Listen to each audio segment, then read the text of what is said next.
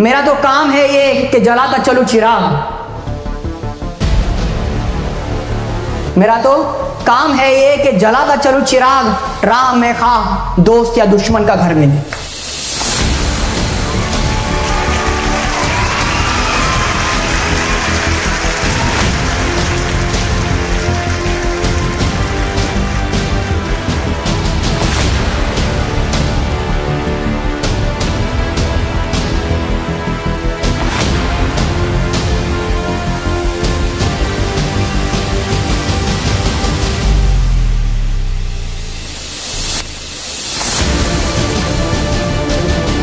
रख हौसला, वो मंजर भी आएगा, प्यासे के पास चलकर समंदर भी आएगा। रख हौसला, वो मंजर भी आएगा, प्यासे के पास चलकर समंदर भी आएगा। यूं थक कर ना बैठ है मंजिल के मुसाफिर, मंजिल भी मिलेगी और मिलने का मजा भी आएगा। कई सारे पेरेंट्स को मैंने ये कहते हुए सुना है कि हमारे बच्चे को तो हम कहीं पर बाहर छोड़ते ही नहीं है, किसी गलत संगत में हम रखते ही नहीं है। हमारा बच्चा 24 घंटे बस स्कूल से घर आता है, ट्यूशन से घर आता है, मदरसे से घर आता है, हमारी नजरों के सामने रहता है। सोच हमारे बच्चे की बहुत अच्छी होनी चाहिए, फिर भी पता नहीं बच्चा कैसे बिगड़ रहा है। तो एक बात मैं उन पेरेंट्स को बताना चाहता हूँ। हमारे भारत देश के सबसे successful businessman, one of the most successful businessman in the world, Dhirubhai Ambani sir. जब धीरूभाई अंबानी सर को अपनी लाइफ में पहली पगार मिली, पहली तनख्वाह जब उनको मिली, सैलरी, तो वो 300 रुपए थी, मात्र 300 रुपए, आज से कई सालों पहले सिर्फ 300 रुपए उनको मिले। और वो 300 रुपए लेकर गए हमारे भारत के सबसे बड़े 5 स्टार होटल ताज होटल में, मुंबई में ताज होटल में गए, एक चाय ऑर्डर की और चाय पीकर आ गए। जब उनके साथ वाले दोस्तों ने, लोगों ने पूछा कि भाई पहली पगार मिली, क्या किया पहली पगार का, घर में बीवी बच्चे हैं, सब कुछ जिम्मेदारियां है, क्या लिए उनके लिए? धीरूभाई अंबानी ने कहा कि मैं जाकर चाय पीकर आ गया, मेरे पैसे थे, मैं जाकर होटल में 5 स्टार में चाय पीकर आ गया। लोगों ने कहा कि भाई दिमाग जगह पर है, पहली जिंदगी की तनख्वाह मिली और वो तनख्वाह लेकर आप चाय पीकर आ गए, पैसे उड़ाने का इतना क्या शौक था? पहले अपने माँ बाप, अपने घर वालों को देखते, पहले उनकी जरूरतों को पूरा करते और फिर अपने शौक पानी देखते। धीरूभाई अंबानी का जवाब सुनिए। उन्होंने कहा कि हाँ, मैं 300 रुपए लेकर 5 स्टार होटल में गया था, लेकिन मैं वहां पर पैसे उड़ाने नहीं गया था, मैं वहां पर चाय का चुस्की लेने नहीं गया था, बल्कि मैं अपनी जिंदगी में पहली बार किसी 5 स्टार रेस्टोरेंट, 5 स्टार होटल में गया। पर लेकिन मैं ये देखना चाह रहा था कि जो लोग रोजाना 5 स्टार होटल में आते जाते रहते हैं, रोजाना जिनका आना जाना 5 स्टार लोगों के बीच में होता रहता है, उनकी क्या सोच होती है, वो आपस में क्या बातें करते हैं, वो देखने के लिए मैं अपनी पहली पगार वहां पर ले जाकर खर्च करके आया। माशाल्लाह, ये सोच होती है।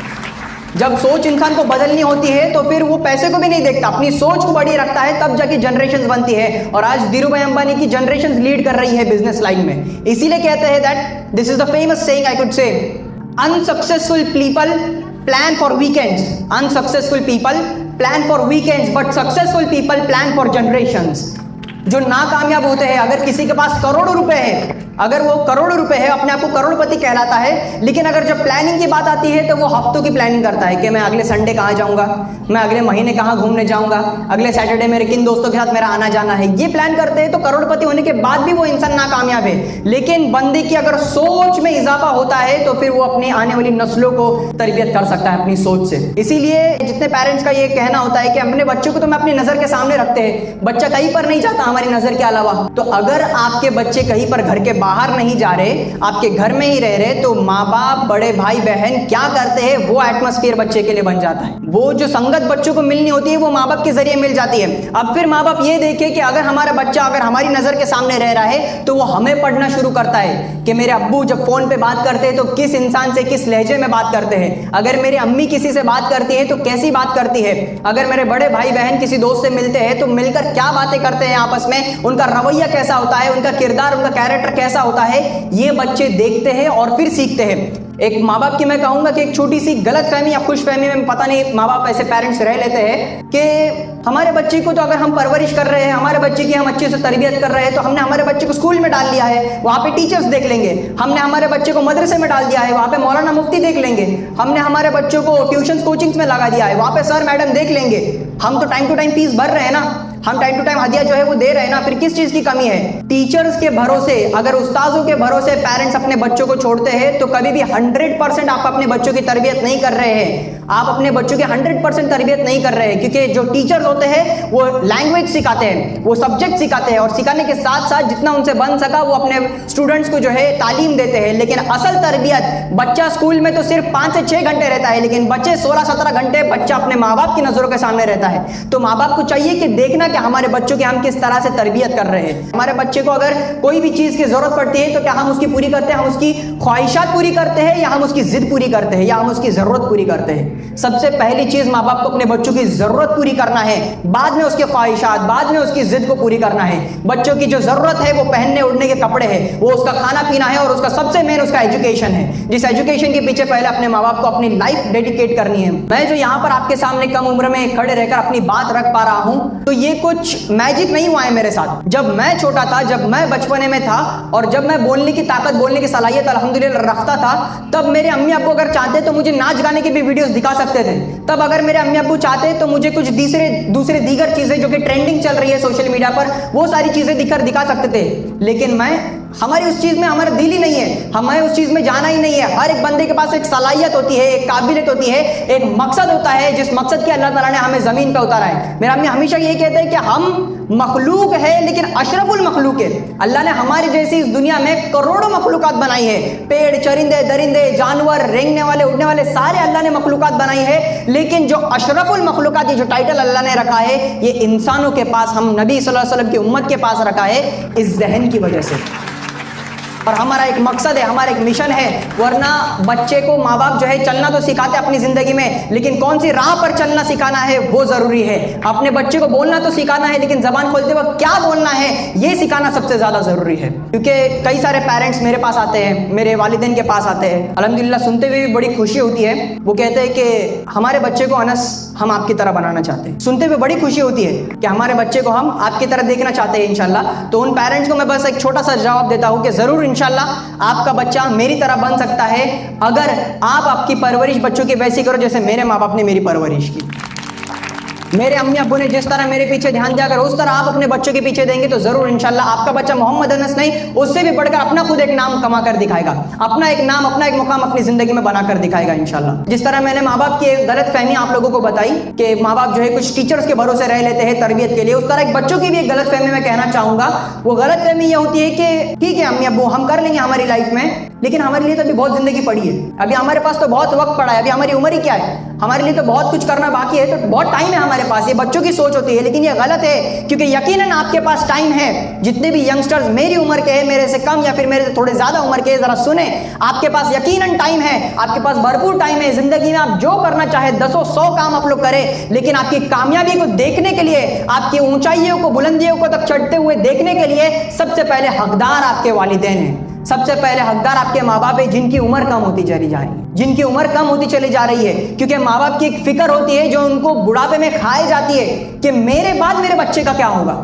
मैं जब तक जिंदा हूं तो मैं पूरी कोशिश कर रहा हूं अपने बच्चों की तरबियत और तालीम की, लेकिन मेरे बाद मेरी औलाद का क्या होगा।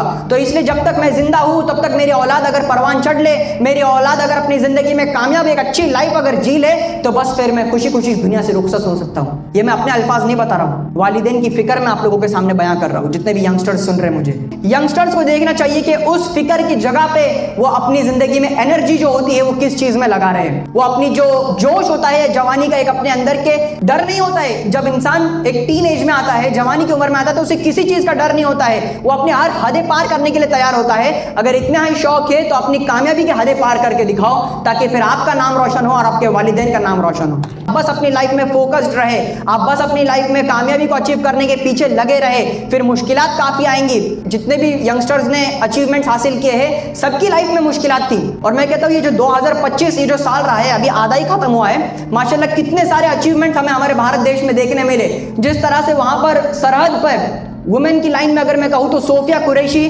पूरे भारत के लिए डिफेंस में नंबर 1 है और भारत का झंडा वहां पर लहरा रही है माशाल्लाह। एक लड़की जो कि हमारे महाराष्ट्र से ही है, जिनके वालिद ऑटो ड्राइवर हैं, जो उर्दू मीडियम से आती है, इंग्लिश मीडियम में तो उनकी जरा भी तालीम नहीं, उर्दू मीडियम से आती है, लेकिन लगातार फेल होने के बावजूद India, all over India 142 rank UPSC exam clear करके अदीबा आनाम अपना नाम रखती है माशाल्लाह। इंडिया का टफेस्ट एग्जाम फेस करके अदीबा आनाम हमें ये मिसाल देती है। जिस तरह आप ही के सामने एक जिंदा मिसाल, आप ही के बिरादरी की एक लड़की माशाल्लाह जोया बागवान, इसरो में जाकर उनको एक सिलेक्शन मिला, इसरो में जाकर अपने भारत देश का नाम लहराते हुए वहां पर रिसर्च करने का मौका इनको मिला, ये अपनी लगन की वजह से। और ये सारे लोग में और हमारे में आप देखो कि फर्क किस चीज का है। अगर ये लोगों ने कामयाबी को और बुलंदियों को अचीव किया है तो ये लोग कुछ करोड़पति बैकग्राउंड से या फिर बहुत ही बड़े पॉश बैकग्राउंड से नहीं आते।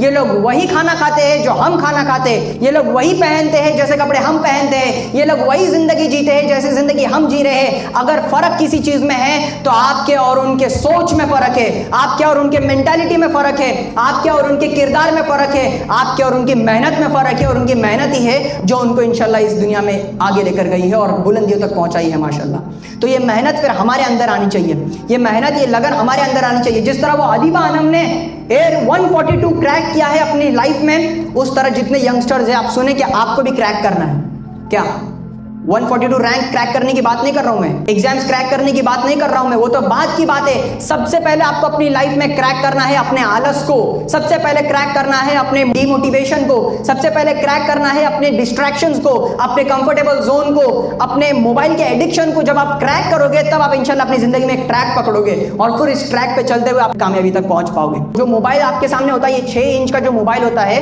आप देखो कि ये 6 इंच का मोबाइल हमारी जरूरत के लिए बनाया गया है, हम इसे कंट्रोल कर सके। लेकिन आज उल्टा देखने मिलता है कि वो 6 इंच की स्क्रीन हमें कंट्रोल कर रही है, स्टूडेंट्स को कंट्रोल कर रही है। एक दफा अगर मोबाइल लेकर बैठ जाए तो उसमें बैठे रहते हैं। अच्छा, अब मेरा सवाल यह है कि आप अगर मोबाइल में अपना वक्त बिताते हैं तो एक बिजनेसमैन की तरह अपना वक्त बिताइए।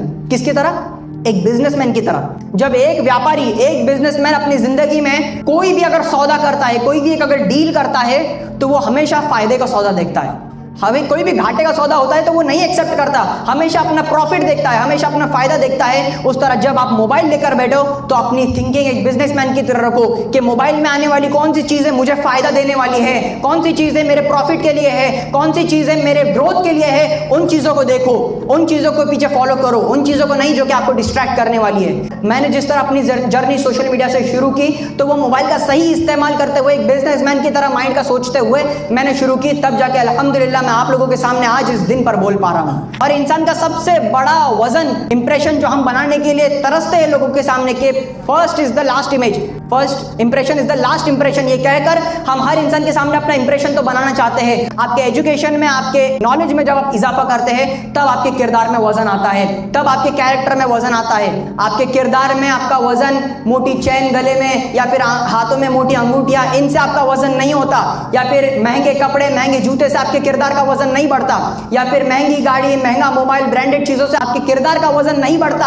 अगर आपके किरदार का वजन बढ़ता है तो सिर्फ आपके नॉलेज से, आपके एजुकेशन से आपके किरदार का वजन बढ़ता है, आपकी तरबियत से आपके किरदार का वजन बढ़ता है, आपके नॉलेज से और आपके अदब और एहतराम से, आपके रिस्पेक्ट से, आपके कैरेक्टर से आपके किरदार का वजन बढ़ता है। And at last I would like to end up my talk with a few motivating lines and it goes like, रख हौसला वो मंजर भी आएगा, प्यासे के पास चलकर समंदर भी आएगा।